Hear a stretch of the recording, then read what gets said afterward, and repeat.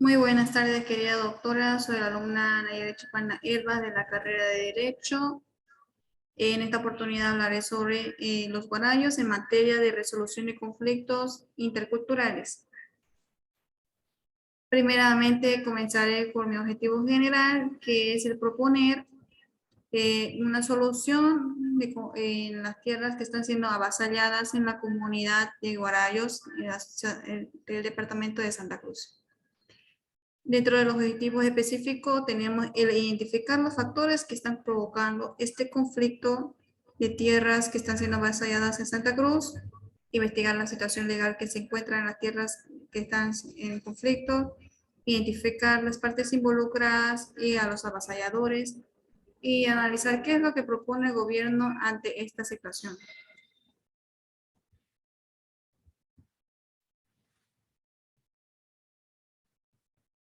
Bueno, para ir entendiendo más sobre el tema, comenzaré sobre la historia de los guarayos. La TCO o las tierras comunitarias de origen guarayo se remite históricamente a un pueblo indígena originario en las migraciones de grupos culturales de lengua guaraní, que son procedentes del este y que se discute incluso actualmente de si es de Brasil o de Paraguay. La ocupación de este territorio data a mediados del siglo XVI, en la época desde la cual este pueblo indígena interactuó en situaciones de frontera con el Estado colonial, hasta que a fines del siglo XVIII se hace sistemática con la intención de su conquista y reducción. Ya en el siglo XIX, en época republicana, son misionados por la orden franciscana, incorporándolos en detrimento de la caza, recolección y agricultura de roza a una organización de trabajo agrícola y artesanal, cuyos excedentes eran comercializados por los misioneros. Las misiones franciscanas fueron eliminadas en el año 1930, conformándose como una delegación del Estado en el espacio territorial de las misiones. En el año 1948 ya las delegaciones se suprimen y las tierras a las que aún no estaban ya en manos de particulares se declaran en reserva fiscal.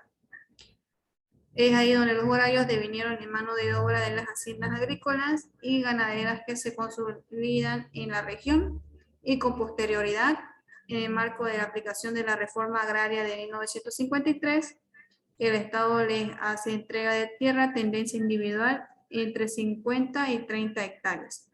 La titulación individual de tierras conlleva la intención de campesinar familias guarayas para que como agricultores se tengan su subsistencia, que se encontraban obligados a emplear como peones en haciendas agropecuarias y o empresas madereras, que a partir de la década de 1970 explotan maderas preciosas del territorio tradicional guarayo.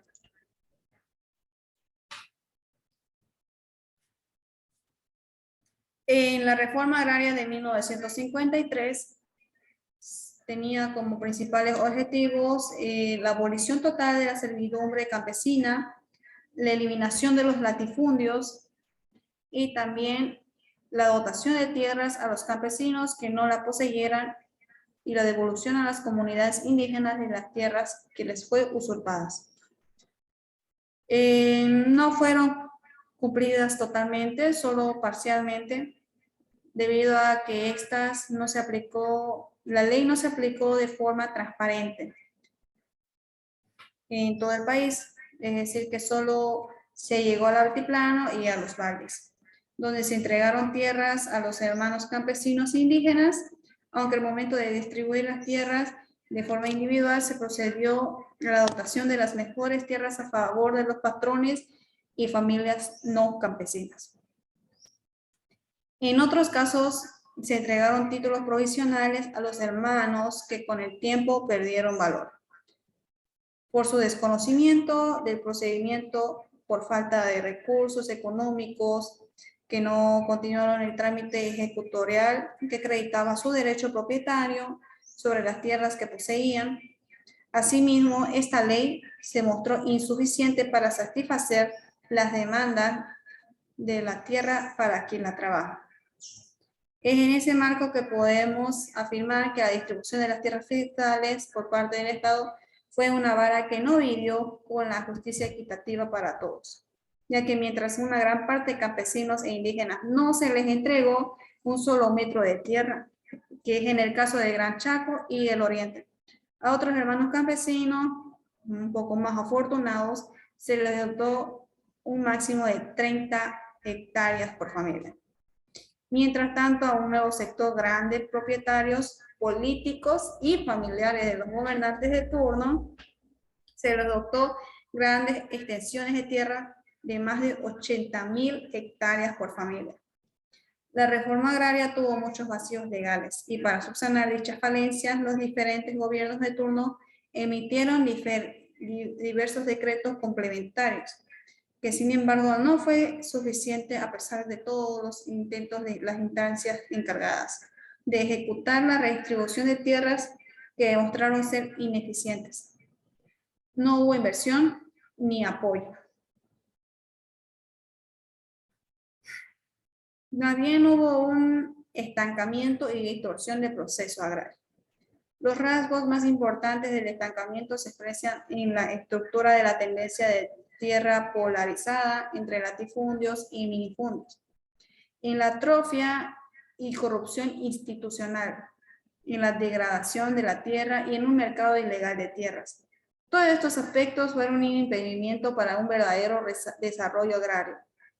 La extrema parcelación de las tierras en la zona altiplano provocó la aparición del minifundio en la zona andina, pero la corrupción existente dentro de las instituciones como el Consejo Nacional de la Reforma Agraria y otras instituciones provocó que todo el proceso se desvirtuara con el transcurso del tiempo.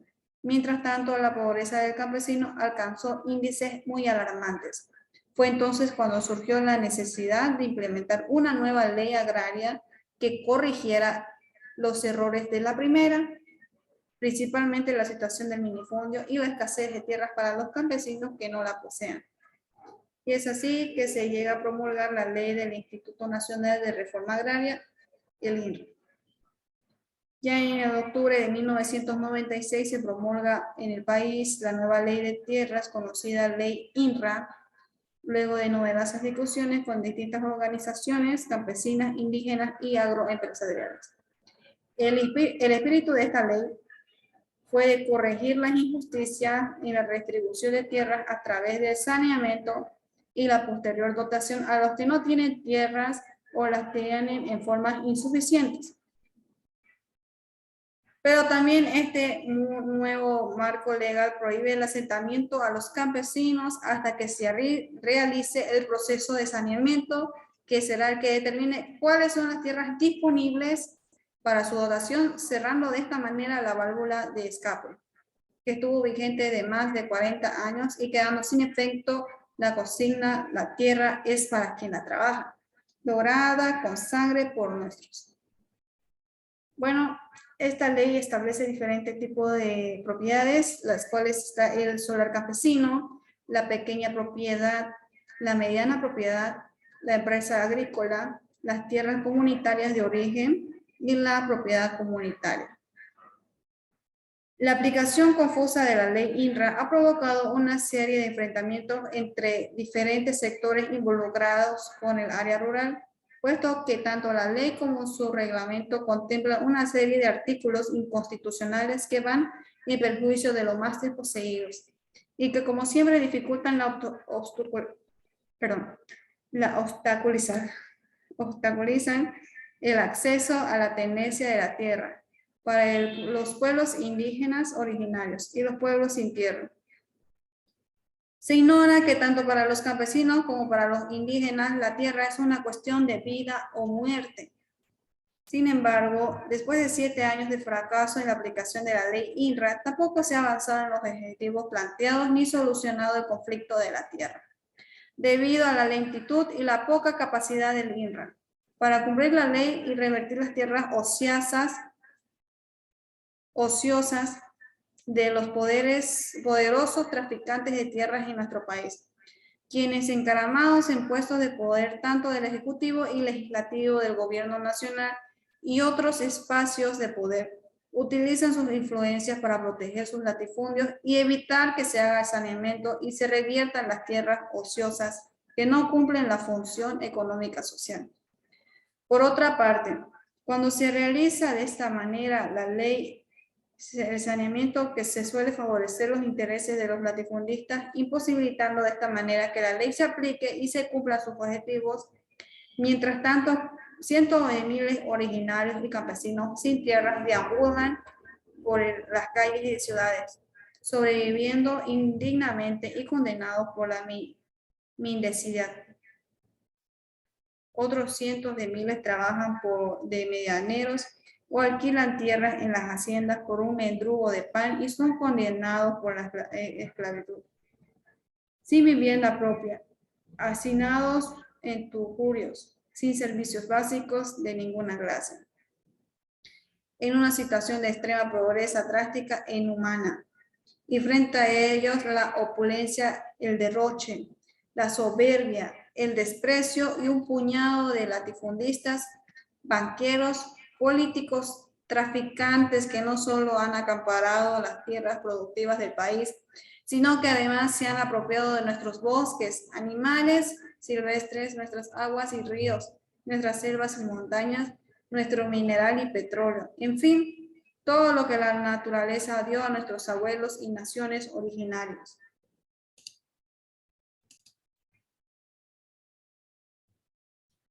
La exigencia de los derechos colectivos del pueblo indígena guarayos al Estado boliviano tiene como un antecedente la conformación del Central Comunal Guaraya el año 1960. Esta central operó en la lógica reivindicativa campesina, conformar sindicatos o zonas agrarias para acceder a tierras de forma individual. El requerimiento de estas tierras se convirtió paulatinamente en la demanda de un territorio en la década de 1980 y 90. En el año 1986 se consolida la Central Organizativa de los Pueblos Nativos Guarayos, que es la CONAP, bajo el impulso del emergente movimiento indígena del Oriente Boliviano, institucionalizada en Confederación de Pueblos Indígenas de Bolivia, la CIDOB. La CIDOB fue creada en el año 1982, que fue propulsora de la Marcha por el Territorio y Dignidad, que fue en el agosto a septiembre de 1990, y este jugó un papel primordial e importante en la ratificación del convenio 169 de la OIT. En esta perspectiva, propuso una ley indígena en agosto de 1991 que se buscaba el reconocimiento estatal de la propiedad social y comunitaria, los territorios ancestrales de los pueblos indígenas de las tierras bajas. Entre las obligaciones del Estado, en el año 1996, la CONAC, mediante un memorial presentado al Instituto Nacional de Reforma Agraria, que es el INRA, inicia el proceso legal de la demanda territorial, que esta abarca 2.194.433 hectáreas localizadas en toda la provincia de Guarayos por parte de la provincia Ñuflo de Chávez del departamento de Santa Cruz. Está situada en la zona de transición de la Amazonía chiquitana con una economía organizada preponderadamente alrededor de la extracción de madera e influida por el complejo industrial de Sollero y el avance de cultivos comerciales arroceros y otras oleaginosas. Y la presencia de haciendas ganaderas. La CONAP representa a las comunidades indígenas guarayas que habitan en el territorio demandado. Están organizadas en 7 centrales repartidas en áreas específicas de la demanda y 12 comunidades sin adhesión a centrales. Si bien cada central y comunidad tiene sus reglamentos referidos al acceso de las tierras y a los recursos naturales renovables, es la CONAC la que articularía y controlaría el territorio titulado y a quien el Estado central tiene la obligación de dirigirse, por un lado, a consultar sobre estos aspectos que afecten su integralidad. Y por otro lado, entregar recursos para fomentar actividades económicas que mejoren las condiciones de las comunidades que representan. En sí, el problema partió de los dirigentes de la CONAP, porque eran los encargados de administrar los territorios de las comunidades originarias. Entonces, ellos no habían luchado por una titulación que sean primero los indígenas de esta tierra. Lamentablemente, fueron ellos quienes desde 2013 han avasallado, negociado estas tierras. Y incluso los mismos indígenas originarios guarayos confiesan que tienen que estar peleando por sus tierras. Ante el problema del año 2017 se realizó una asamblea extraordinaria en defensa del territorio comunario originario guarayos. Identificaron varios asentamientos irregulares dentro de su territorio que estaban formados por terceros que no eran nativos del lugar. El aval les había dado por entonces, que era el dirigente Eladio Uraeza, sin consultar a los pueblos guarayos y amparado en un convenio firmado con la Regional Federación Sindical Única de Trabajadores Campesinos. Los asentamientos estaban dentro del territorio comunitario originario, en tierras fiscales aldeñas al territorio. Dentro de la superficie contemplada para el manejo forestal, la reserva Guarayos y en un área protegida con humedales. Con todos los antecedentes y tras elegir un nuevo presidente de la CONAP, se decidió a emitir un voto resolutivo que ordenaba anular todas las resoluciones de asentamientos ilegales anteriores a la nueva gestión, que se realizaba sin previa consulta ni aprobación de la Gran Asamblea de Pueblos Guarayos. Se autorizó también a la nueva CONAP el emprender a las gestiones necesarias para desalojar, anular todo acuerdo con el anterior presidente y exigir al INRA la paralización de todo el trámite de titulación, además de la devolución de los predios ya titulados con el aval de Uraeza. Sin embargo, desde entonces, muy poco se ha avanzado. Los problemas por la dotación ilegal continúan y se hacen cada vez mayores. Hay casos que se denuncian y otros que no, y es así difícil saber cuántos son. La provincia de Guarayos es bastante grande y los problemas son recurrentes en las zonas dispersas. Muchas veces los comunarios no tienen los recursos económicos para acudir a la capital de la provincia y empezar el proceso penal para que les corresponde. Los casos que suenan a nivel nacional son aquellos que ya son imposibles taparlos, pero la verdad son innumerables. También se sostiene que ahora hay grupos que quieran tomar por asalto tierras productivas y sembradas y a puertas de las cosechas. Dentro de nuestras preguntas está dónde están y cuáles son las tierras en conflicto.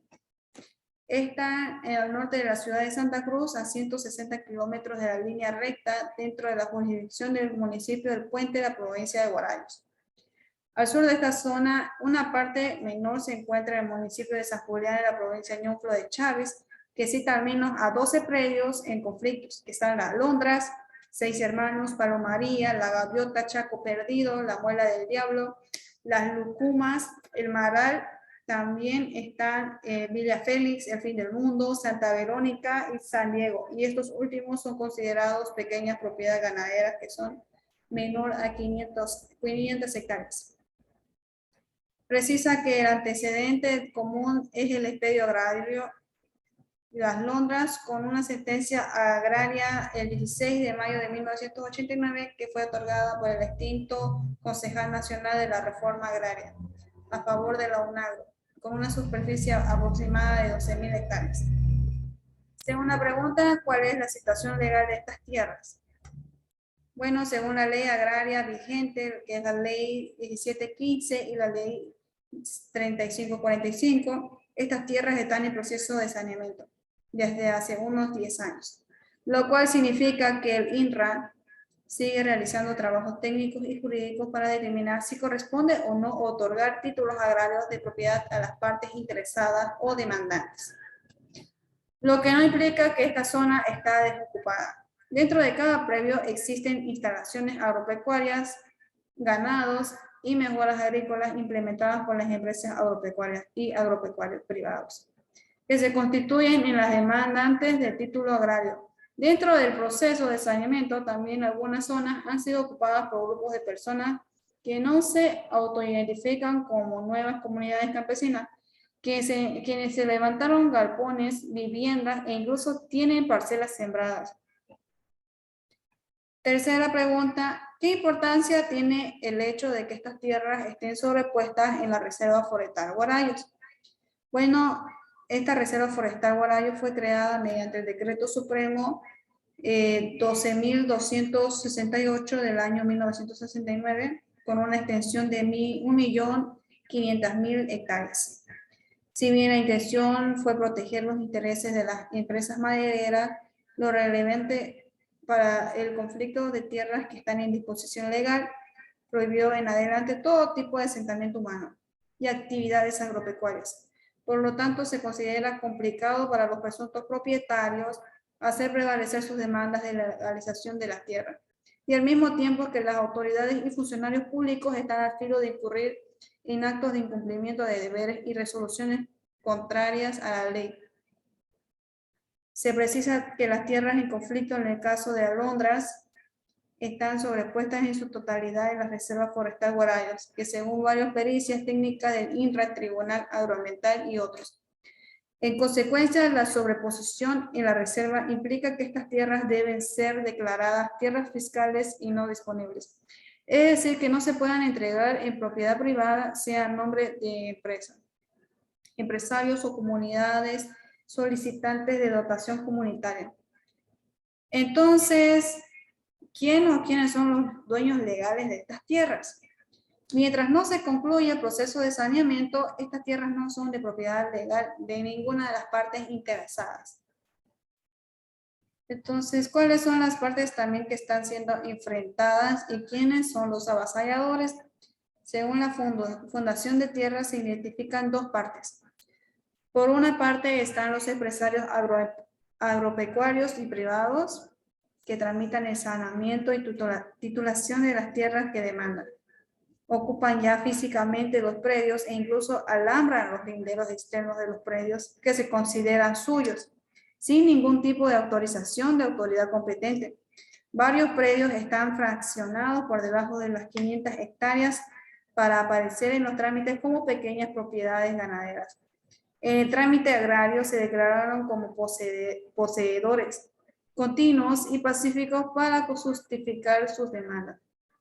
Y por otro lado están los presuntos campesinos que estarían afiliados a la Central Única de Trabajadores Campesinos, filial Santa Cruz. Aunque precisa que es una parte demandante y usan las negociaciones directas con el INRA para acceder a las tierras. Al no tener trámites agrarios dentro del proceso de saneamiento sobre las tierras en conflicto, no se constituyen una contraparte demandante de las tierras que reclaman los empresarios y ganaderos. Mediante las tomas de tierras y negociaciones directas con el INRA, exigen la dotación comunitaria de las tierras en conflicto para la creación y el asentamiento de nuevas comunidades. Las exigencias se intensificaron desde el momento en que accedieron a información privilegiada sobre la inminente declaratoria como tierras fiscales de la mayor parte de los predios. Al final, todos los implicados son avasalladores, porque ninguno de los sectores en conflicto tienen títulos ejecutoriales de propiedad y ocupan estas tierras que no son de su propiedad. Los agroempresarios son avasalladores por alambrar y controlar tierras sin sanear, y los presuntos campesinos por ocupar tierras sin autorizaciones de los asentamientos. Dentro de nuestras normas jurídicas relativas al tema en cuestión, mencionamos dentro del la Constitución Política del Estado, se menciona el artículo 30 que habla sobre los derechos de las naciones y pueblos indígenas originarios campesinos. En el segundo párrafo, en el marco de la unidad del Estado y de acuerdo a esta Constitución, las naciones y los pueblos indígenas originarios campesinos gozan de los siguientes derechos y es a la titulación colectiva de la tierra y territorio, También está el artículo 298, en el primer párrafo, que son las competencias privativas del nivel central, que es la política general sobre tierras y territorios y su titulación. El artículo 395 sobre las tierras fiscales que serán dotadas a indígenas, originarios campesinos, comunidades interculturales, originarias, afrobolivianas y comunidades campesinas que no las poseen o las posean insuficientemente. De acuerdo a una política estatal que atienda a las realidades ecológicas y geográficas, así como las necesidades poblacionales, sociales y culturales económicas. También se menciona el artículo 171, que es el título tercero, que es el relativo al régimen agrario campesino, que ya se tiene descrito en su parágrafo 3, que ya consagra la facultad de las autoridades naturales de las comunidades indígenas y campesinas para poder ejercer funciones administrativas de justicia en conformidad a sus costumbres y procedimientos.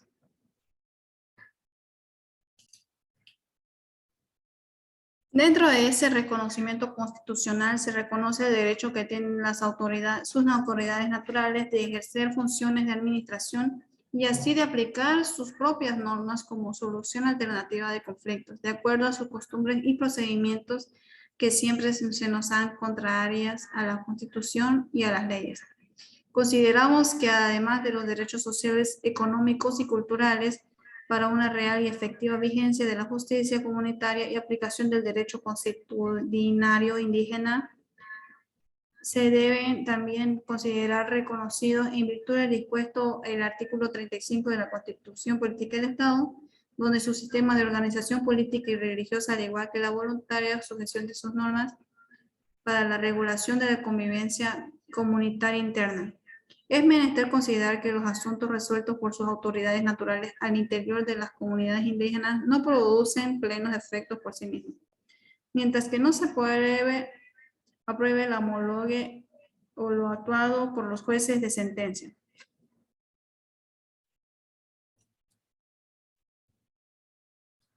Y bueno, finalmente, lo que yo propongo como posibles alternativas para la resolución de este conflicto, que sería el avasallamiento de tierras en la comunidad de los Guarayos, es que precisamente una de las alternativas podría ser la protección inmediata y efectiva de las tierras fiscales en calidad de patrimonio de todos los bolivianos, procediendo al desalojo de todos los avasalladores, ya que nadie en ahí es dueño o tiene el derecho de titularidad de propiedad. También una de las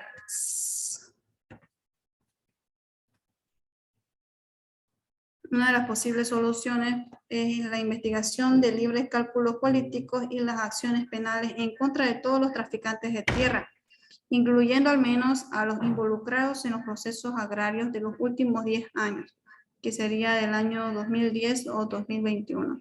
Mejor sería si se puede más antes. Auditoría técnica y externa de todos los predios titulados dentro de la Reserva Forestal Guarayos, incluyendo una revisión exhaustiva de los fallos y sentencias del Tribunal Agroambiental referentes a esta zona.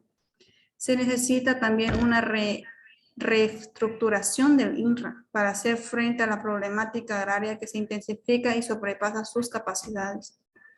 No es hacer una y otra ley para poder remediar las falencias que anteriormente ese no pudo cumplir. También el INRA debe acelerar y concluir el proceso de saneamiento declarando toda la superficie o la mayor parte de las 8.302 hectáreas de la zona como tierras fiscales no disponibles.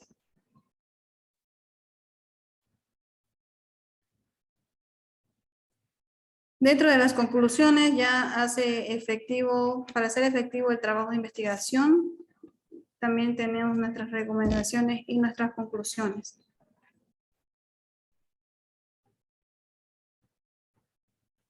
En las conclusiones se podría decir que las autoridades comunitarias deben llegar a instancias gubernamentales correspondientes su criterio sobre los beneficios de una forma adecuada para una solución alternativa a los conflictos suscitados en sus comunidades para lograr que se incorpore en los textos legales respectivos que se tiene dentro del ordenamiento jurídico nacional.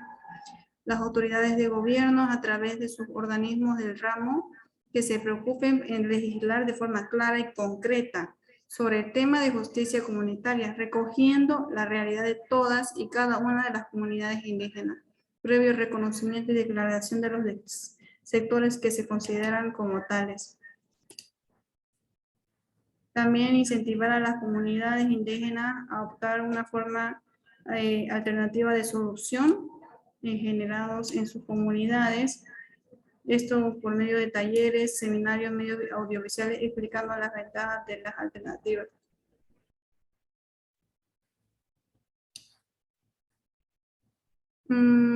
También se podría dar como recomendación a las autoridades comunitarias hacer llegar las instancias de los beneficios